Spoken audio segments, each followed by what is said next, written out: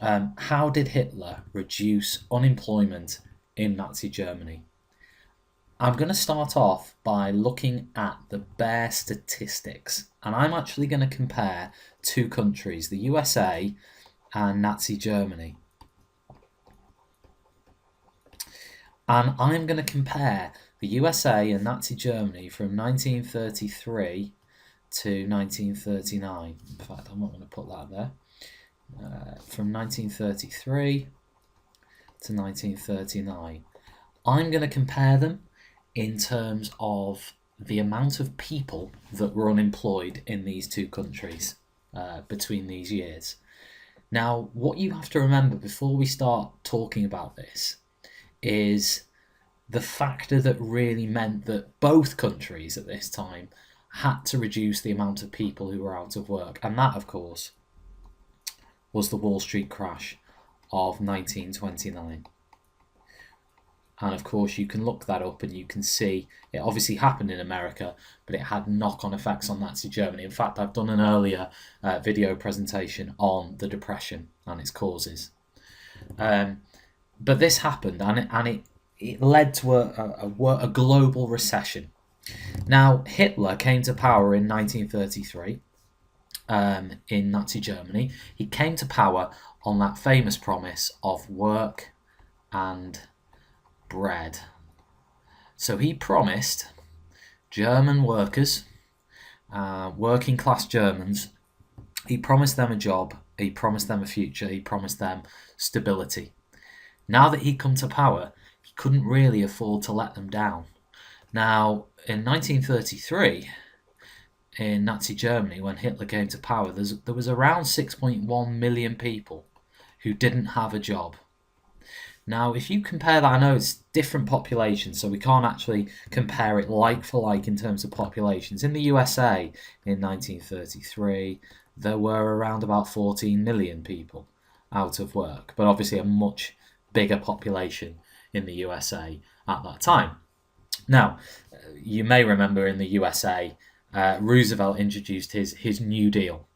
And you know, obviously you'll cover that in a different context, but Hitler himself came up with his own solutions for the problem of unemployment, which we're going to look at after this. But essentially, by 1939 in Germany, 0.4 million Germans were out of work.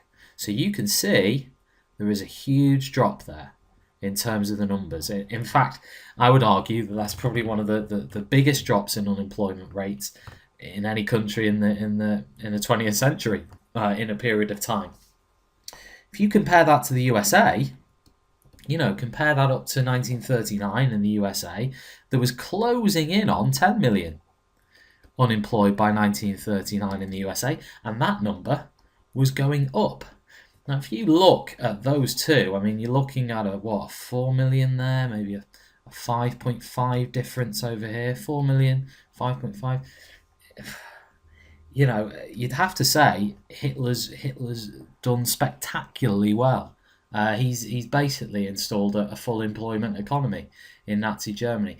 But when you actually dig a little bit deeper behind that, in terms of looking at how he's actually done it, there are some flaws in this, in how he's actually managed this. So if we look at it, so I suppose the bigger question now is, how did Hitler reduce unemployment in Nazi Germany? And there were 4 things that he did. So, number 1, he introduced a major policy of rearmament.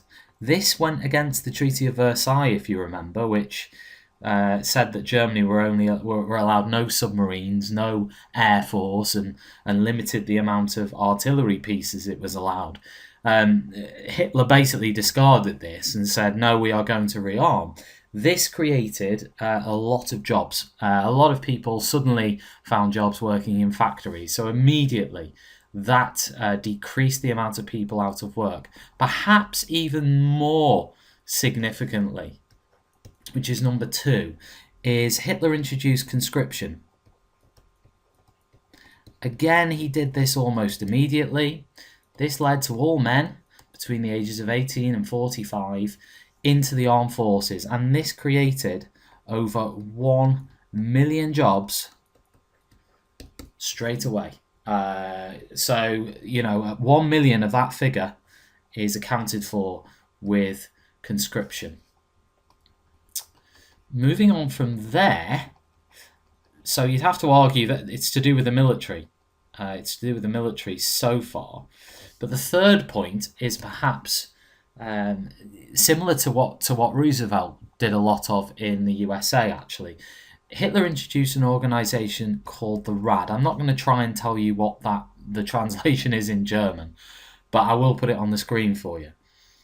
The RAD was an organization which provided jobs for pocket money. Jobs such as building motorways, the new autobahns in Germany, digging ditches, all kinds of public service projects. And again, and it was compulsory actually to spend 6 months in the RAD for those between the ages of 18 and 24 years. And it was set up in 1935. So if you were between the ages of 18 and 24 years, you had to spend 6 months in the RAD doing the classic project would be building the autobahns and the motorways, but there were lots and lots of others as well. Created lots and lots of jobs. And the fourth one, which is perhaps the most controversial of the lot, is the fact that Hitler actually removed women and Jews from all unemployment statistics. A lot of Jews were removed from their jobs, and those jobs were given to other people, which in itself reduced unemployment, but women and Jews were removed from all statistics. So suddenly, yes, he's reduced unemployment, but some people, according to these statistics here, actually cease to exist. So it's a little bit misleading in some ways. It's a little bit misleading. Yes, he has reduced unemployment, but there are about 500,000 Jews in Germany in 1933. There are plenty more women. So, and some of those were in work in 1933 and were told to leave their jobs due to the Nazis' policies on women, which you can see on another video. So you would have to say, well, the question I'm going to ask you is, was he successful? You would have to argue, yes, he was. Most German people were very, very satisfied by 1939 with a full employment economy based on the problems that existed in the 1920s. Lots and lots of problems in Germany in the 1920s. So people were happier, they had jobs, they had food on the table, and therefore Hitler was popular in this respect.